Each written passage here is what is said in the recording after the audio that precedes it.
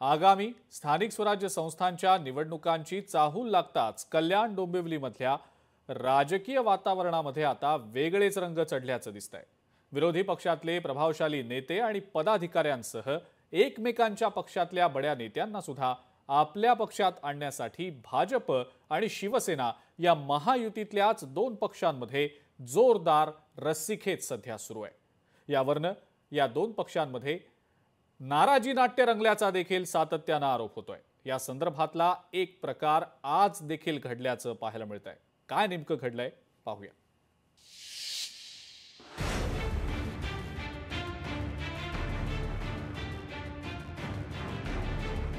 कल्याण डोंबिवलीत महायुतीत बिनसलं।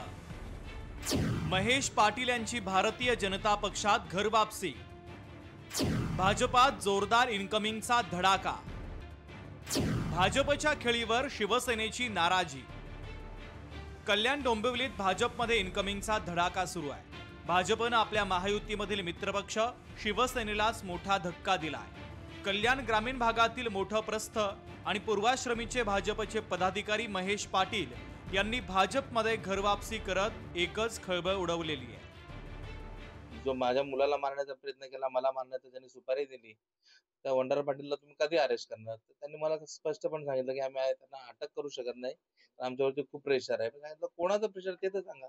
मग त्यांनी सांगितलं की तुमच्याच नेत्यांचं आम्हाला खूप प्रेशर आहे, त्याच्यामुळे आम्ही त्यांना अटक करू शकत नाही। त्यामुळे मी अतिशय दडपणात आलो होतो 2 दिवसापासून आणि मग मी काल शेवटी निर्णय घेतला। मी रविदादांशी चर्चा केली आणि मग इथे आज भारतीय जनता पार्टीमध्ये प्रवेश केला। कल्याण डोंबिवली महानगरपालिका निवडणुकीच्या तारखा जाहीर व्हायच्या बाकी असल्या तरी राजकीय धुरळा मात्र आतापासूनच शिगेला पोहोचलाय। उद्धव ठाकरेंचा पक्ष सोबतच काँग्रेस आणि मनसे या प्रमुख विरोधी पक्षांच्या नेत्यांसह मित्रपक्षातील बडे नेतेही आपल्याकडे घेण्यासाठी भाजप आणि शिवसेनेमध्ये अक्षरशः स्पर्धाच रंगली आहे। येणाऱ्या काळामध्ये अतिशय पारदर्शकपणे आणि येणाऱ्या काळामध्ये एक चांगल्या पद्धतीने विजन ठेवून काम होणं हे अपेक्षित आहे आणि त्यामुळे मित्र म्हणून सगळ्यांनी एकत्र राहिलो तर नक्कीच चांगल्या पद्धतीने काम पुढे नेता येईल।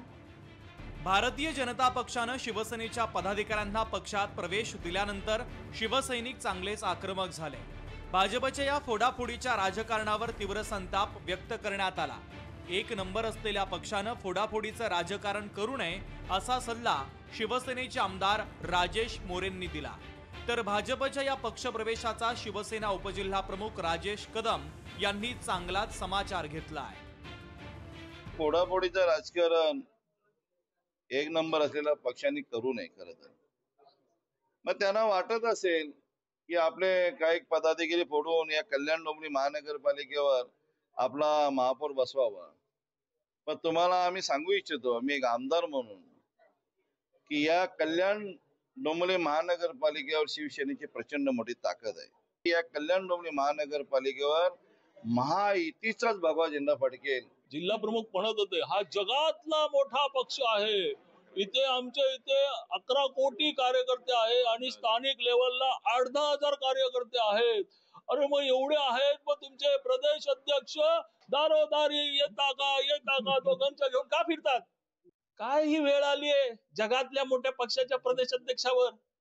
मोदी साहेब, हा भारत आपला सक्षम करायचा आहे, प्रदेश अध्यक्षांकडे बघा जरा। प्रत्येक पक्षाला आपापला पक्ष वाढवण्याचा अधिकार जरी असला तरी महायुतीत याच पक्षप्रवेशांवरून आता नाराजी नाट्य सुरू आहे। आपली राजकीय ताकद वाढवण्यासाठी भाजपनं इनकमिंगचा सपाटा जरी लावला असला तरी नाराज शिवसेना बघ्याची भूमिका घेणार नाही असंच दिसतंय। त्यामुळे महायुतीमधील घटक पक्षांमध्ये आता स्थानिक पातळीवर वर्चस्वाची लढाई सुरू झाली आहे एवढं मात्र नक्की। अशोक कांबळे, लोकशाही मराठी, कल्याण डोंबिवली।